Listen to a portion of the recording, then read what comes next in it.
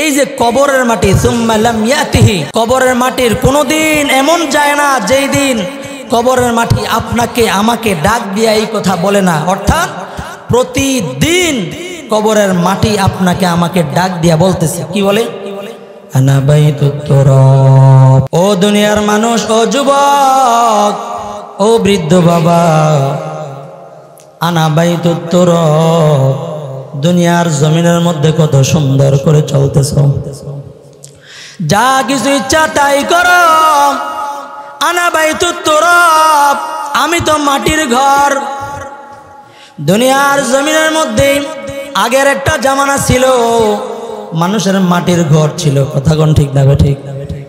মাটির ঘর সবাই দূর করে এখন টিনের পর এখন সবাই বিল্ডিং। কথা কোন ঠিক না? এই মাটির ভিতরের চিন্তা আমাদের সকলের দূর হয়ে গেছে। মাটির ডাক দিয়া বলতেছে, আনা বাইতুত তুরাব, আমি মাটির ঘর। এই জায়গার মধ্যে কেউ বিছানা দিবে না।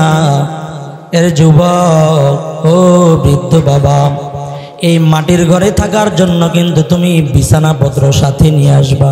কি সাথে নিয়ে বলেন? আনা বাইতুত তুরাব, আনা বাইতুদ দুদ, আমি তো পোকা মাকড়ের ঘর। আনা বাইতুজ জুলমা, আমি অন্ধকারের ঘর। দুনিয়ার জমিনের মধ্যে এক রুম থেকে আরেক রুমে রাত 12টার পরে সব কিছু অন্ধকার। একটা রুমের ভিতর থেকে অন্য রুমে যাওয়ার জন্য একজন মানুষ এই রুম থেকে ওই রুমে যাওয়ার জন্য বলে ভয় লাগে। কথা কোন ঠিক না? বেঠিক। এই মাটির মধ্যে আমরা এত কিছু করলাম, মাটি ডাক দেয়া বলে, আনা বাইতুজ জুলমা, আমি তো অন্ধকারের ঘর। এই অন্ধকারের ঘরের মধ্যে থাকার জন্য যুবক, ও মুসলমান, এই অন্ধকারের ঘরের মধ্যে থাকতে তোমার বাতির প্রয়োজন হবে, আমলের বাতি নিয়ে আসতে হবে রে যুবক। এরপরে আল্লাহর রাসূল বলেন, আনা বাইতুত তুরাব, কোনো বিছানা নাই, কোনো সাথী নাই, কোনো বাতি নাই, কিছুই নাই। সাথী নিয়ে আসবা, বাতি নিয়ে আসবা, বিছানা নিয়ে আসবা। যদি এগুলো না নিয়ে আসো, আল্লাহর রাসূল বলেন, একজন মানুষ মুমিন বান্দা, ইদা কানাল আব্দু ইন্নাল আবদাল মুমিনা ইদা কানা ফি ইনকিতাইম মিনাদ দুনিয়া ওয়া ইকবালিম মিনাল আখিরাহ। খেয়াল করেন, আল্লাহর রাসূল ডাক দিয়া বলেন, এই দুনিয়া থেকে যখন আমরা কবরের মাটিতে চলে যাব, কবরের মাটির মধ্যে চলে যাওয়ার আগে যখন দুনিয়ার হায়াত শেষ হয়ে যাবে, তার একজন মানুষের আখিরাতের সফরের সময় যখন কাছাকাছি হয়ে যায়, ওয়া ইকবালিম মিনাল আখিরাহ, আখিরাতের সফর তার শুরু হবে বাদ হায়াতের সময় শেষ। এমন সময় তার যেদিন হায়াতের সময় শেষ হয়ে গেল, দুইজন ফেরেশতা আল্লাহ তাআলার পক্ষ থেকে তার পাশে আসেন। এই দুইজনের সাথে তার চোখের দৃষ্টির সীমা পরিমাণ আল্লাহ তাআলার নূরের তৈরি ফেরেশতারা তার মাদ্দা বাসরিহি ইয়াজলিস, তার চোখের দৃষ্টির সীমা পরিমাণ এই সমস্ত ফেরেশতারা তার দৃষ্টির সীমা পরিমাণ সবাই সারিবদ্ধভাবে সুন্দর চেহারা বিশিষ্ট যুবকের আকৃতিতে সবাই বসে যায়। জোরে কোন সুবহানাল্লাহ। এবার কিছুক্ষণ পর হযরতে আজরাইল আলাইহিস সালাতু ওয়াস সালাম, মালাকুল মউত ফেরেশতা, যিনি নাকি জান কবজা করে নিয়ে যায়, মুমিন বান্দার জানটা কবজা করার জন্য একজন সুদর্শন চেহারার বিশিষ্ট সুন্দর চেহারার আকৃতি দানকারী ফেরেশতারা তার কাছে আসে। তার কাছে আইসা সুন্দর করে মালাকুল মউত ফেরেশতা ডাক দেয়া বলে, ইয়া আইয়ুহান নাফসুল হামিদা, ও প্রশান্ত প্রশান্ত প্রশংসিত আত্মা, বের হয়ে যাও, বের হয়ে যাও, বের হয়ে যাও। আরে যুবক, ও পর্দানিশীন মা, একদিন এই ঘরের ভিতরে লাল শাড়ি পরে সুন্দর করে ঢুকেছিলাম। ও যুবক, সুন্দর এই জামা, এই কাপড়গুলা তোমার বডির থেকে কেচি দিয়া কেটে কেটে সন্তান রেখে দিবে, দূরের মানুষ নয়, সবচেয়ে কাছের মানুষ যে সেই বলবে এই লাশটাকে দূরে সরায় দাও। কথা কোন ঠিক না বেঠিক? কেহই আপন নয়। দুনিয়ার জমিনের মোহে পড়ে সব কিছু বললাম, দুনিয়ার পাগল হয়ে আল্লাহ তাআলাকে ভুলে গেলাম, আখিরাত ভুলে গেলাম। ক্ষমতা আছে, সবার উপর জুলুম করলাম। এই জুলুমের সমস্ত জাররা পরিমাণ হিসাব আল্লাহ পাক রব্বুল আলামিনের কাছে দেওয়া লাগবে। যারা বলেন ঠিক না বেঠিক? ছোট থেকে ছোট একটা আমল, ফামাইয়ামাল মিসকালা যাররাতিন খায়রান ইয়ারা। মাদ্রাসায় এসে 1 টাকা দান করেছেন, একটা ভালো পরামর্শ দিয়েছে, ওই আমলটাও কিয়ামতের ময়দানে আল্লাহ তাআলার কাছে সে দেখতে পাবে সুন্দর। ছোট থেকে ছোট কেউই দেখে নাই ঘরের ভিতরে দরজা লাগায়া একেবারে কাঁথা মুড়ি দিয়ে কম্বল গায়ে দিয়ে ভিতরে ভিতরে গুনাহ করলো। এই গুনাহটাও কিরামান কাতিবিন ফেরেশতা লিখে ফেলে। ওয়ামান ইয়ামাল মিসকালা যাররাতিন শাররান ইয়ারা। জাররা পরিমাণ খেতা, জাররা পরিমাণ একটা গুনাহ যদি করে সেটাও ছাড় দেওয়া হবে না। কথা কোন ঠিক না বেঠিক? আজকে আমি ক্ষমতার লোভে কত কিছু করলাম, স্বাধীন দেশের বিরুদ্ধে স্বাধীনতা ঘোষণা দিয়ে দিয়া কতই না কিছু করলাম। কথা কোন ঠিক না বেশি? কত কিছু করলাম যুবক, কিছুই না। যখন নাকি মালাকুল মউত ফেরেশতা তোমার কাছে হাজির হয়ে যাবে, এমন সময় তোমার আমল যদি ভালো হয়, মালাকুল মউত ফেরেশতা এমন ভাবে জানটা কবজ করবে, সে কোনো ধরনের জাররা পরিমাণ কষ্ট সে অনুভব করবে না। জোরে কোন সুবহানাল্লাহ। মুসলমান ভাইরা আমার কবরের মধ্যে চলে যাবে, আর ফায়ুজলিসানিহি ফায়াতিয়ানিহি মালাকা। 2 জন ফেরেশতা এসে ডাক দেয়া বলবে, যুবক ওঠো, আল্লাহর বান্দা ওঠো। ডাক দেয়া বলবে 3টা প্রশ্ন করবে। কয়টা প্রশ্ন? দুনিয়ার জমিনের মধ্যে আপনি টিচারের সাথে অনেক খাতির আছে, যার কারণে পরীক্ষার আগের দিন প্রশ্নপত্র ফাঁস হয়ে যায়। কথা কোন ঠিক না বেঠিক? অটো পাস হয়ে যায়, কত কিছুই না দেখলাম, পরীক্ষা দেওয়া ছাড়াই তো পাস হয়ে যায়। আর আল্লাহ পাক রব্বুল আলামিন জন্মের আগ থেকে কবরের 3 প্রশ্নের উত্তর 3 প্রশ্ন আল্লাহ তাআলা ফাঁস করে দিয়েছে। আল্লাহ তাআলা সব কিছু ফাঁস করে দিয়েছে, কিন্তু এরপর অবস্থা কি? আল্লাহ পাক রব্বুল আলামিন ডাক দেয়া বলে,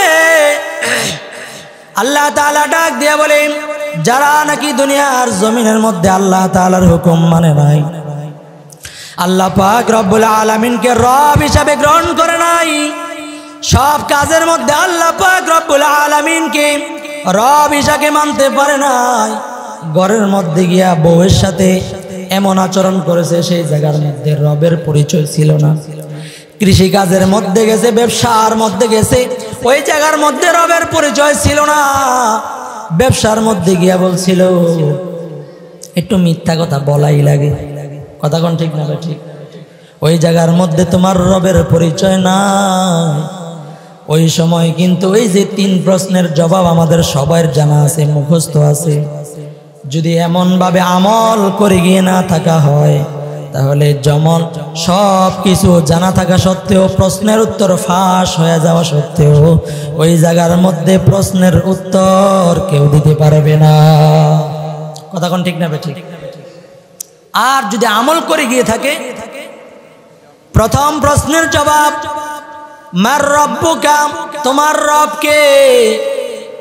ওই জায়গায় ডাক দেয়া বলবে, রব্বি আল্লাহ লা ইলাহা গায়রুহু ওয়া নাবিহি মুহাম্মাদ মুস্তাফাহু দীনিয়াল ইসলাম দীনু মাওকাহু আরযুকু ফুরানান আফওয়ান ইনদাহু মুকতাদা ইয়া নবিয়ুল্লাহ সাহবুহু নুজুমুল লিল হিদায়া ফি জামাহু।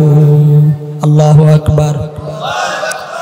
মুসলমান ভাইয়েরা আমার, আল্লাহ পাক রব্বুল আলামিন ওই সময় তার জবান দিয়া যদি প্রশ্নের জবাব যদি শিখে নাও গিয়ে থাকে, ওই সময় আল্লাহ পাক রব্বুল আলামিনের পক্ষ থেকে এই সমস্ত জবাবগুলা তার জবান থেকে বের হয়ে যাবে। তাকে জিজ্ঞাসা করা হবে তোমার রব কে? সে প্রশ্নের উত্তরে জানে না, কিন্তু আল্লাহ তাআলার হুকুম প্রত্যেকটা জায়গার মধ্যে আল্লাহ তাআলাকে রব হিসাবে মান্য করেছে। প্রশ্নের উত্তর জানে না, কিন্তু সব জায়গায় আল্লাহর হুকুম মানছে। কথা কোন ঠিক না ঠিক? প্রশ্নের উত্তর যদি না জানা থাকে, কবরের মধ্যে আরবিতে প্রশ্ন, আরবিতে উত্তর হবে, কিন্তু প্রশ্নের উত্তর আর আরবি আমরা সবাই জানি না। কথা কোন ঠিক না? আরবি জানেন সবাই? কি আরবি জানেন? তো কবরের মধ্যে কি বাংলাতে প্রশ্ন হবে? আরবিতে প্রশ্ন হবে। তো আরবি জানেন না, আরবিতে প্রশ্নের জবাব কেমনে দিবেন? আল্লাহ তাআলা যদি দুনিয়ার জমিনের মধ্যে সব জায়গার মধ্যে যদি আমরা আল্লাহ তাআলার পরিচয়ে পরিচিত হতে পারি, আল্লাহ তাআলাকে সব জায়গায় যদি রব হিসাবে গ্রহণ করতে পারি, ওই আরবি জানা লাগবে না। ওই সময় আল্লাহ তাআলার পক্ষ থেকে বলবেন রব্বি আল্লাহ লা ইলাহা গায়রুহু ওয়া নাবিহি মুহাম্মদ মুস্তাফাহু। আল্লাহু আকবার। ওই সময় অটোমেটিকলি আপনার জবান থেকে এই উত্তর বের হয়ে যাবে। আর যদি আপনি প্রশ্নপত্র বলেন ছেলেকে যে লেখা কাফনের ভিতরে পকেটে চিবা দিয়ে দিয়ে দিও, আপনার প্রশ্নপত্র নকল করে না? করে না? নকল করে না? এখন তো বর্তমানে স্কুল কলেজের মধ্যে ওস্তাদ দিয়ে দেখতে তাড়াতাড়ি লেখ। কথা কোন ঠিক নেবে ঠিক? ওই সময় যদি চিপা দিয়ে দেয়, এরপরে আপনি পারবেন না, কারণ দুনিয়াতে আপনি এই পরিচয়ে পরিচিত হন নাই। কথা কোন ঠিক নেবে ঠিক? আর পরিচয় পরিচিত হয়েছেন, সুন্নত মানছেন, আল্লাহর রসুলকে দেখায় বলবে ওমান হাদার রাজুলুল্লাযী বুইসা ফিকুম, এই লোকটার চিনো? আপনি তো আল্লাহর রসুলকে আমরা দেখি নাই, কিন্তু আপনার মাথায় টুপি, আপনার সুন্নতি লেবাস, সুন্নতি পোশাক, আপনার 3.5 হাত বোর্ডের মধ্যে সুন্নত আছে। এমন যদি হয়, ওই সময় আল্লাহর রসুলকে দেখার সাথে সাথে বলবেন, সাথে সাথে বলে ফেলবেন এটাই তো আমাদের রসুল। আল্লাহু আকবার। আমাদের রসুল তো উনি। সাথে সাথে জবাব বের হয়ে যাবে, যেরকম সুবহানাল্লাহ। তো ওই জবাব দেওয়ার জন্য এরপরে জবাবটা যদি হয়ে যায়, আল্লাহ তাআলার পক্ষ থেকে আল্লাহ তাআলা ঘোষণা দিয়ে দিবেন এই বান্দার জন্য। ওই যে মাটি, এখানে মাটি আর কিছুই নাই। কেউ কি বিছানা দিবে? কেউ বিছানা দিবে না। আল্লাহ পাকের পক্ষ থেকে বলা হবে আফরিশুহু বিল জান্নাহ ওয়া আলবিসুহু বিল জান্নাহ ওয়াফতাহ লাহু বাবান ইলাল জান্নাহ। যেরকম সুবহানাল্লাহ। আল্লাহ পাক রব্বুল আলামিনের পক্ষ থেকে ডাক দেয়া বলা হবে আমার এই বান্দার জন্য তোমরা জান্নাতের পোশাক পরায় দাও। যেরকম সুবহানাল্লাহ। জান্নাতে বিছানা বিছায় দাও। দুনিয়াতে আমার কষ্ট করে, অনেক কষ্ট করে আমার হুকুমগুলা মানছিল। যেরকম আল্লাহু আকবার। কবরের সাথে আর জান্নাতের সাথে আপনার সাথে একটা দরজা হয়ে যাবে। এই দরওয়াজা দিয়া কিয়ামত পর্যন্ত, এই দরওয়াজা দিয়া জান্নাতের আবহাওয়া আপনার কবরের মধ্যে আসবে। এরপরে আল্লাহ পাকের পক্ষ থেকে ডাক দেয়া বলা হবে নাম কেন উমাতিল আরুস। বিবাহের পরে সমস্ত খাবার দাবার শেষ হয়ে যাওয়ার পর স্বামী স্ত্রী যখন এক রুমে চলে যায়, তাদেরকে ডাক দেওয়ার মতো সারা দুনিয়ার মধ্যে আর কেউই নাই। কথা কোন ঠিক না ঠিক? আল্লাহ পাক রব্বুল আলামিন ডাক দেয়া বলে আরে যুবক। ওই সময় আল্লাহ তাআলা ডাক দেয়া বলবেন ঘুমাও। দুনিয়ার জমিনের মধ্যে ফজরের আজানের সময় তো তুমি ঘুমাইছিলা না? আজানের সময় তো তুমি পাগল হয়ে উঠে মসজিদের মধ্যে চলে গেছো। এত কনকনে শীতের মধ্যে তুমি তো লেপ গরম করো নাই। সুতরাং আজকে তুমি ঘুমাও। তোমার রব আল্লাহ পাক রব্বুল আলামিন ছাড়া, প্রেমাস্পদ ছাড়া তোমাকে আর কেউ ডাক দিবে না। আল্লাহু আকবার বলেন না জোরে। এই অবস্থা পেতে রাজি আছেন নি সবাই? কি করতে হবে? এই যে ক্যাটালগ কোরআনুল কারীম অনুযায়ী আমার জীবন গড়তে হবে। কি করতে হবে? আমার জীবন কোরআন সুন্নাহ অনুযায়ী, ইসলাম অনুযায়ী আমার জীবনকে গড়তে হবে। যদি গড়তে পারি তাহলে ওই যে প্রশ্নপত্র আর ফাঁস করা লাগবে না, প্রশ্ন নকল করা লাগবে না, অটোমেটিকলি জবাব পেয়ে যাবে। সুবহানাল্লাহ। কিন্তু মুসলমান ভাইরা আমার, মাইকের অবস্থা বেশি সুবিধা না, গলা ভেঙে গেছে। তো এরপরে অবস্থা কি হবে? আজকে দ্বিতীয় নম্বর, যারা নাকি পাপিষ্ট হবে, পাপিষ্ট, আল্লাহ তাআলাকে মানে না এমন মানুষ দুনিয়াতে আছে না নাই? আল্লাহ তাআলাকে মানে না এমন মানুষ নাই? নাস্তিক মুরতাদ আছে না নাই? কিছুদিন পরে পরে এই জায়গাতে ওই জায়গাতে ওই জায়গাতে, নোয়াখালীর মানুষ তো ভালো, খালি একটাই না খারাপ ছিল, কাউয়াগাদের। কথা কোন ঠিক না ভাই? ঠিক। 3 মাস পর্যন্ত পলাতক ছিল। আমাদের আইন মন্ত্রীর জায়গায় যে বসে আছে ওইটাও হলো ভারতের দালাল, যার কারণে 3 মাস পর্যন্ত লুকায় ছিল। এই সমস্ত চোরগুলারে তারা দেখে দেখে শুনে শুনে এরপরে ধরে নাই। কথা কোন ঠিক না ভাই? ঠিক। ভালো মানুষ সিফে সিফে বসে খারাপ কাজ করে। 3 মাস পরে পলাইছে। 3 মাস পর্যন্ত তোরা কইছিলি? এই যে 16 বছর পর্যন্ত প্রত্যেকটা সেক্টরে সেক্টরে জ্বালাইছে। আর ছাত্ররা এত আন্দোলন করে 17 বছর পর্যন্ত ওলামায়ে কেরাম আন্দোলন করছে। কথা কোন ঠিক না ভাই? ঠিক। কোন সময় ওলামায়ে কেরাম চুপ ছিল? সর্ব অবস্থায় ওলামায়ে কেরাম সর্ব অবস্থায় মাঠের মধ্যে ছিল। জেলে যাওয়ার দরকার হলে জেলে গেছে, কিন্তু হক কথা ছাড়ে নাই। কথা কোন ঠিক না ভাই? ঠিক। এরপরে এই জুলুমের পরেও তোরা ক্ষমতাচ্যুত হয়ে আর ওই জায়গার মধ্যে গিয়ে এই সমস্ত চোরদেরকে কিভাবে তোরা নষ্ট করলি? গিয়ে যাইতে দিলে কিভাবে? কথা কোন ঠিক না ভাই? ঠিক। এই জন্য সোচ্চার হন। ওই যে খারাপ মানুষ ডাক দেওয়ার মানুষ নাই। কথা কোন ঠিক না ভাই? ঠিক।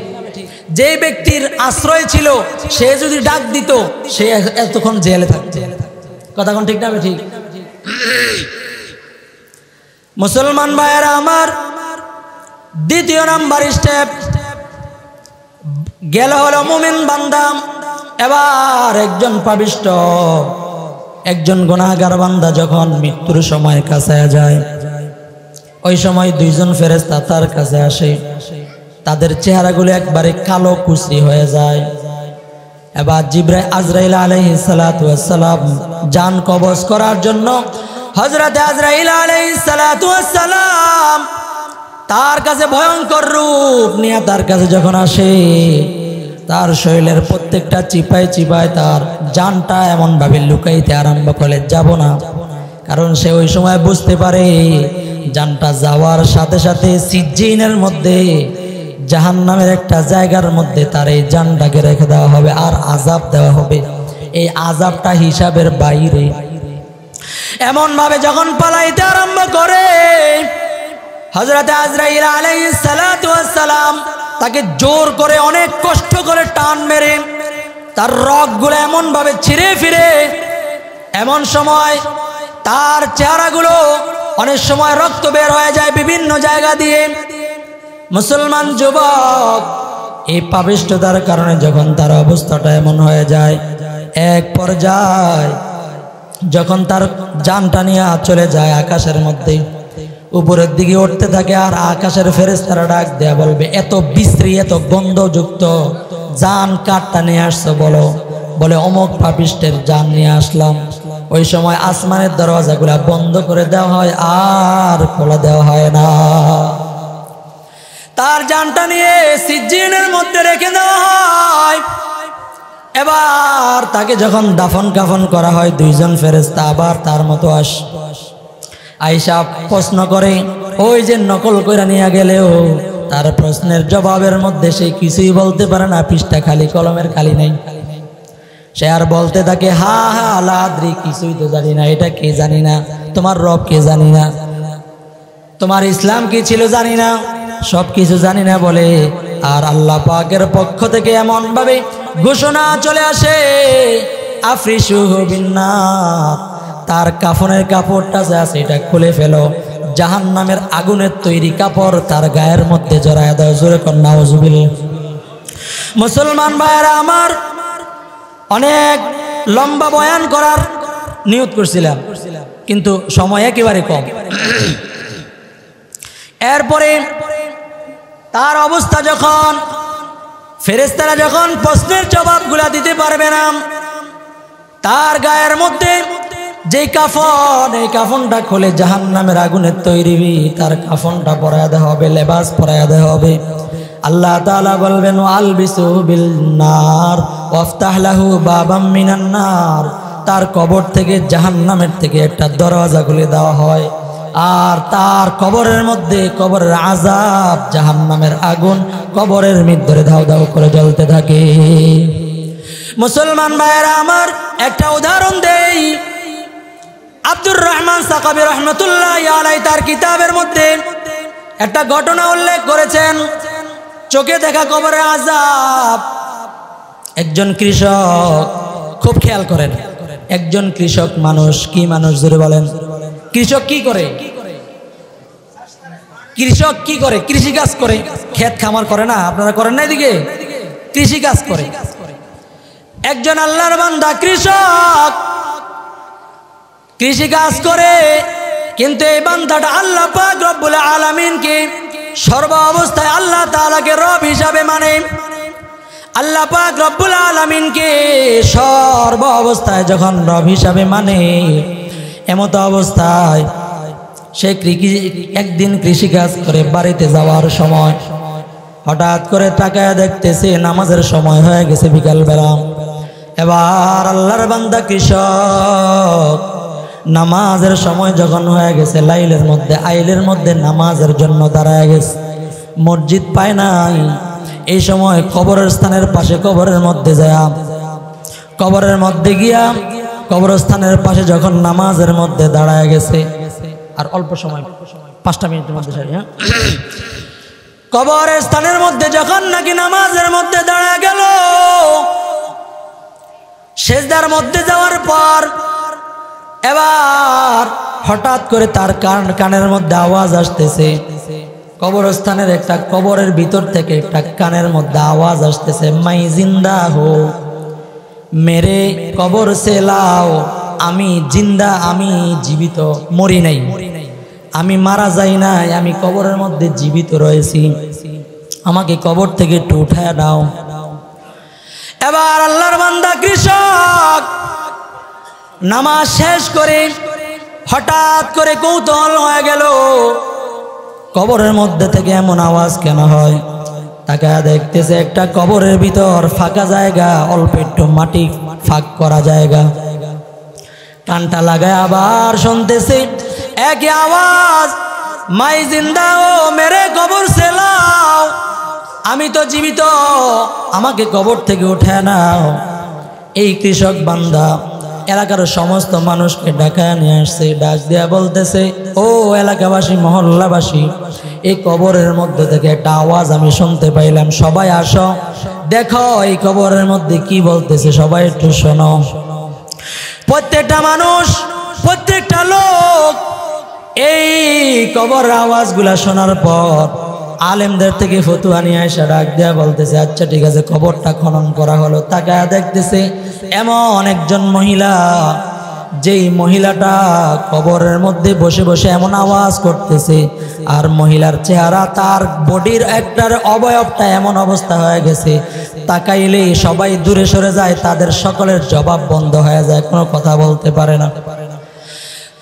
তাকায়া দেখতেছে এক পর্যায়ে ওই মহিলা কবর থেকে ডাক দেয়া বলতেছে, মেরে কাপড় কো মেরে ঘর সে লাও। আমার ঘরের ভিতরে আমার কাপড়গুলো আছে, এই কাপড়গুলো আমাকে আইনা দাও। উলঙ্গ একজন মহিলা কবরের ভিতরে। এবার কি করবে? কিং কর্তব্য বিমূঢ় হয়ে মানুষগুলা তার ঘর থেকে, বাড়ি থেকে কাপড়গুলো আইনা দূর থেকে ফিক্কা মেরেছে। ওই মহিলা কাপড়গুলা তার শরীরের মধ্যে জড়ানোর পরে এক দৌড় দিয়ে তার বাড়ির ভিতরে গিয়া দরওয়াজা বন্ধ করে এমন ভাবে বসে আছে, কারো সাথে কথা বলে না। সমস্ত মানুষগুলা কৌতূহল, এটা কেমন মহিলা, যেই মহিলাটা এত ভয়ঙ্কর রূপ, তার মাথার ভিতরে একটা চুল পর্যন্ত নাই, তার মাথার ভিতরে একটু চামড়া পর্যন্ত নাই, তার চেহারার ভিতরে একটা জাররা পরিমাণ চামড়ার ছোঁয়া নাই, সবগুলা দাঁত এমনভাবে বের হয়ে আছে কঙ্কালের মতো। একজন জীবিত মানুষের চামড়া যদি খসে পড়ে, দাঁতগুলা যদি বের হয়ে যায়, একটা চুলও যদি না থাকে, তাহলে কেমন ভয়ঙ্কর হতে পারে একটু চিন্তা করেন বাবা। এবার ওই মহিলা ঘরের ভিতরে গিয়ে দরজা বন্ধ করে বসে আছে। মানুষগুলা ঘরের বাইরে থেকে বলতেছে, ও মহিলা, তোমার সাথে তো আমাদের অনেক কথা আছে, একটু দরজা খোলো, তোমার সাথে সরাসরি কথা বলবো। এবার মহিলা ডাক দিয়া বলতেছে, আমার অবস্থা তো এমন, আমার সাথে যদি তোমরা কেউ দেখো তাহলে তার অবস্থা এমন হবে তোমরা সবাই অজ্ঞান হয়ে পড়ে যাবে। আমাকে দেখলে তোমরা সহ্য করতে পারবে না, হুঁশ থাকবে না, বেহুঁশ হয়ে যাবে। এক পর্যায়ে সে কয়েকজন মানুষকে এমনভাবে দেখাইলো, তার অবস্থা অবয়বগুলা দেখানোর পরে মানুষগুলা অচেতন হয়ে গেল, অজ্ঞান হয়ে গেল। ফিরে আসার পর ওই মহিলাকে আবার জিজ্ঞাসা করতেছে, ও মহিলা, বলো না তোমার এই অবস্থা কেন হলো, আমাদেরকে একটু বলে দাও। এবার মহিলা ডাক দেয়া বলতেছে, ও দুনিয়ার মানুষ, আমি দুনিয়ার জমিনের মধ্যে থাকার পর কোনো দিন পর্দা করি নাই। আল্লাহ তাআলা সবার উপর পর্দা ফরজ করছে কিনা জোরে বলেন? পুরুষের উপরে পর্দা ফরজ, মহিলার উপরে পর্দা ফরজ আছে না নাই?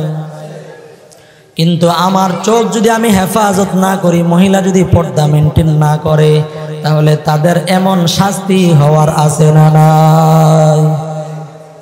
এখন তো মহিলারা বোরকা পরে একটা ডিজাইনের নামে, কথা কোন ঠিক না বেঠিক? ডিজাইন মানে যাকে দেখতে একটু ভালো লাগতো না, এমন বোরকা পরে মনে হয় যায় দিক তাকায় থাকে, কথা কোন ঠিক না বেঠিক? ওই যে গজল আছে না, পর্দা নামে বোরকা পরে পর্দা কিন্তু করে না, সত্য কথা বলছি আমি, রাখতো কেউ কইরো না, কথা কোন ঠিক না বেঠিক?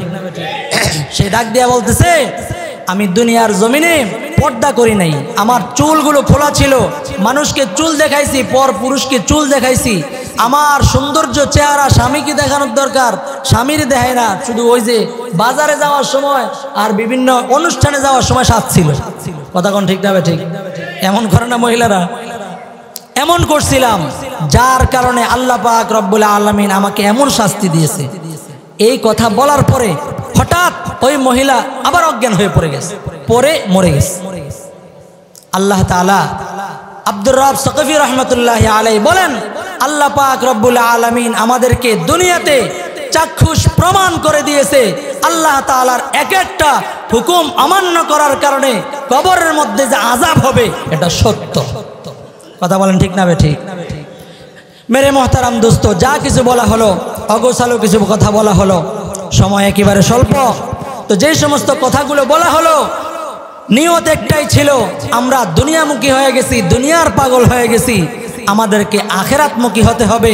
আমাদের সামনের ঘাঁটি যেটা কবর, আমাদের দুনিয়ার ঘাঁটির থেকে এর পরের ঘাঁটির নাম কি বলেন তো? সবাই বলেন না, কবর। এই কবরের অবস্থার কিছু বর্ণনা সংক্ষিপ্তভাবে আল্লাহ পাক রব্বুল আলামিন যা কিছু বর্ণনা করা হলো আমাদের সকলকে বুঝার এবং সেই অনুযায়ী কোরআন সুন্নাহ দিয়ে আমাদের জীবনকে সাজানোর গড়ানোর তৌফিক দান করেন, বলেন আমিন।